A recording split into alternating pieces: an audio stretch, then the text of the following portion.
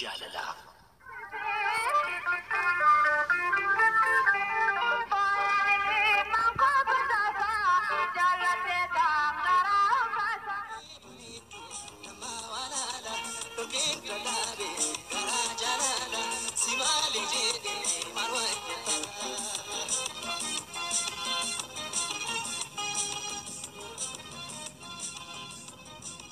Calaqqiftuu akka warqii yaadimtuu akka abiddaa hidda dhiigaa keessa seenee jaalalli kee nama hiddaa fooniif gogaa gidduu galee haamtuu ta'ee nama haama halkan rafan dhaabduu keessaa sagal dhufee nama waama miidhagina kee ilaalee hunduu gorora coccobsaa anis si barbaachan joora akkam godheetan si obsaa ati kutaa qaama kootii kalee onneef tiruu koo narraatiin turin nan mukaa akkootu si eessi jiruu koo yoon si dhabe nan maraadha akka jabbii haati duutee kan koo yaannoo waa'ee keetii meenaaf deebis qalbii fuutee gammachiiftuu miira kootii yaashee akka waqtii birraa akkam godheen sidhii saree jaalalli na qabe sirraa bohaarsituu qaamaaf qalbii miidhagduu koo yaakichuu koo kumaatama jiran keessaa situ naaf ta'e bichuu koo ati gatii jabeettiidha anaaf caalta warqeef meetii inni guddaan qalbiin kiyya si argachuu qofa feeti ati anaaf faaya kooti diyaamandii gatii qaalii hammam akkan si jaalladhu onnee kiyya keessa seenii ilaali siifan kufa siifin seessu siifan eela siifan caba gola keessa onnee kootis bakka guddaa situ qaba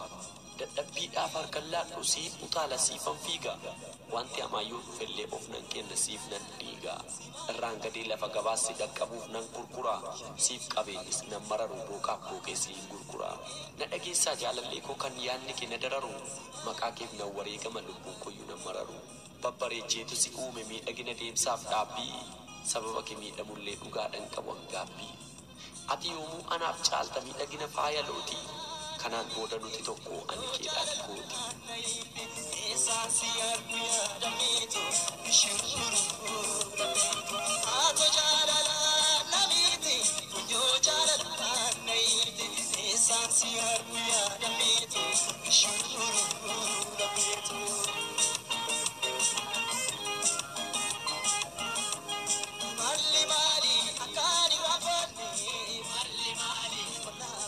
Nyaatoo qabeessa koo bareedaa mul'isuusa. Suurri kee faaya kooti akkam godheen si obsa. Nyaatoof miidhaginni kee na fuudhanii godaan. Kanumaaf obsa dhabeeni amma amma kana silaata. Miidhaginniif surraan kee akka rooba arfaasa. Dhaabbanni qaama keetu qalbii namaa rarraasa. Walgeettiin nyaara kee ammoo bissii garbuu fixaata. Waa miidhaginni kee kun na fudhatee naan kaata. Filangaan fura keetis ibsaa eenyummaa keeti. Waa'een sabboonummaa kees onnee kiyya na saaqe. Kan miidhagina keetii kamiin dhiisu yeroo waa'ee kee yaadu qalbiin koos naan godaana yaadni koos naaf ijjiisu. Obsaaf amal qabeessaa naatoo qabeessa nama furtuu onnee kiyyaatu siin qabamee argama. Furtuusaa si fudhatee banateettiin basha'a yaadni koosiin argachuuf amma roora qalbiin koos mana keetii buufanni jireenya isaa kun hundasoo jiranii an akkamiin si obsu yoon afaaniin callisee waa'ee kee dubbii dhiise onneen koo dhiigarroomsu. Arrabni koos haasa'ee jecha hin mimmiidhagsu. Kanaafan amma waa'ee kee waa mammeessu. Naatoo qabeessa namaa bareedaa ilma Oromoo. Siif du'een siif gaggabaa siif of wareegeen qomu. Ati sanaaf jiraadhu umurii kee guutuusaa. Yoonan sirraa adda ba'ee cinaacha maaliin ciisa. Atis akkuma kootii nan beeka waa hundasaa. Kan hundaaf sababni isaa jaalalatu dhamaasa. Bareedaa naatoo namaa faaya sin fotoleessa. Bakka olaanaa qabdaa ati onnee koo keessaa. Biqiltuu jaalala kees kunuunsiin si guddisa. Jaalala kee kabajeen dallaatti jaaree tiksa. Atis kan kiyya ta'ee naaf jiraadhaan gadhuma. Xiqqeessi sitti muufan jecha xiqqoo filadhe. Usuun waa'ee kee kaasee dacheenis baruu ta'ee waa'een kee narraa dhuma. Usuun waa'ee kee kaasee dacheen qalama ta'ee waa'een kee ka'ee dhuma. Yoomiyyuu sin jaalladha naaf jiraadhaan gadhuma. Yoomiyyuu anis keeti naaf jiraadhaan gadhuma.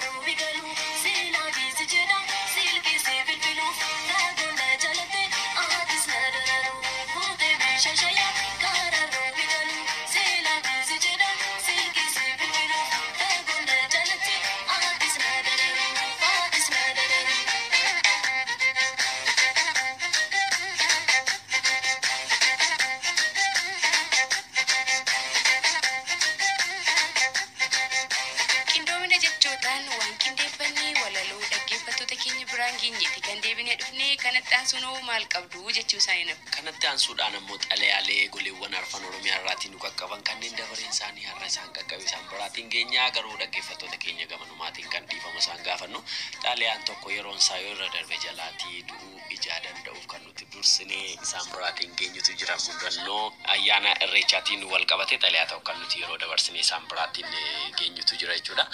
Egaan kanneen yaada nuu kennuu barbaadaniif irraanfatinaa lakkoofsi bilbilaa keenyaa jira 8330 nammoo yaada keessan gabaabinaan nurraan ga'uu dandeessu.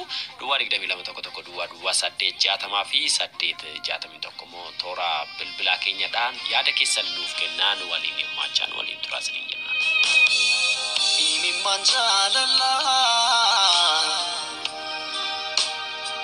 kunoona raayyaa asin gargar baay'ee koba kamintaa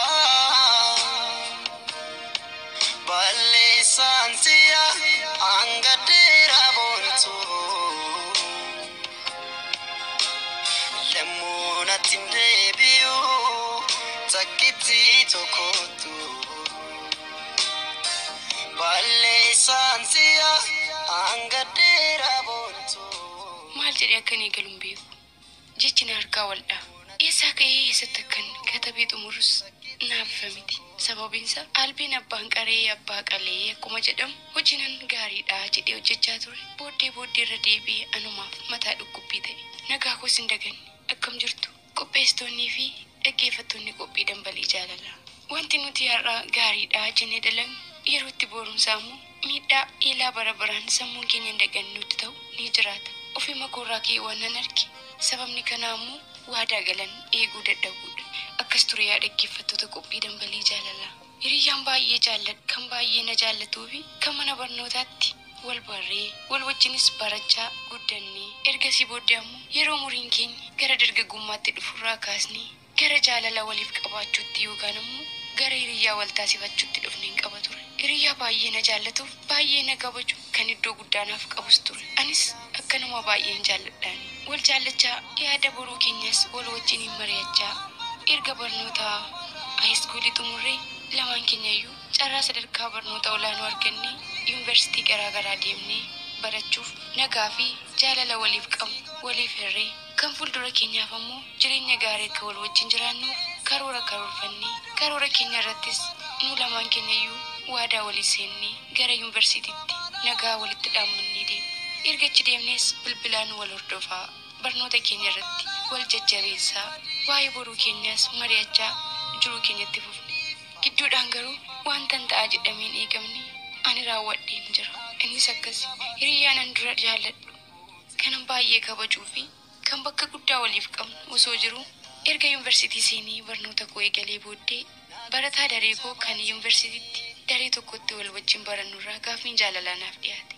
anis waadaa fi jireenya gara fuulduraatti hiriyyaa koo kan yuunivarsiitii biraa jiru kan ganaumaan wal wajjin guddannee kaayyoo jiruuf jireenyaa kan boruuf waliin karoorfanne osoo hin qabu yaada barnoota koo irratti na gargaara isa kana yeroof jaalladheen borammoo kan duraa waliin jiraadhaa jedhuun liqinfameen akka waan ani hiriyyaan qabneef mucaa kaampaasitti daree tokko waliin barannu kan gaaffii jaalalaanaaf dhiyeesseef yaada koo hireen isa wajjin haasaa eegale yeroo kanagaa kanan jiruuf jireenya koo irratti muka jigeen kaaniif irratti mure hiriyyaanan baay'ee jaalladhuuf kan baay'ee na jaallatu iddoo olaanaanaaf qabu kan dheebuna waliin gara fuulduraatti jiraatu sana dhiisee haasawaa eegaluu kootiin anis of guyyumsaa gama lamaaniin gama tokkoon jaalala sobaa daldalaa gama biraan ammoo jaalala dhugaan cinqamaa of guyyumsaa of sobaa isa wajjinis akka waan an jaalladhutti jiruu jaalalaa wajjin haasa'ee yeroo waggaa lamaa yeroon dabarsu xumura waggaa sadaffaatti yookaan ammoo bara eebba keenya waan an eegnetu hiriyyaan kaampaasitti sobaan jaalladheerra na mudate innis jecha akkas jedhu ture aniifati waggaa lama wal jaallanneerra gara fuulduraattis wal wajjin jiraanna jennee waliin karoorfannee waan jirruuf yeroon fuuldura keenya jiru kun ammoo yeroo murteessaa waan ta'eef anis waadaa siif galeen atis waadaa naaf galtee maatii keenya wal barsiisnee yeroo eebba keenyaa irratti gumii waliif hiinaa yookaan ammoo amartii waliif hiinee waadaa waliif gallee maatiinis akka baran taasisnaa yaada jedhu ture durumaan ani jaalala sobaa waanan daldalaa tureef isa kanas haga guyyaan ga'utti barnoota koo irratti ammas gufuunatti ta'uu danda'a isaafis akkasuma jedhe yaada sobaatiin tole rakkoo hin qabu jechuudhaan yaada isaa isaaf keessummeessee ammas jiruu sobaatti fufe. Guyyaanis lakkaa'amee waggaan ji'attiinis lakkaa'amee guyyaatti akkuma xiqqaachaa dhufu yeroon isaa yoo ga'u garuu fal'ina harkaa dhibe. Akkan hiriyaa qabu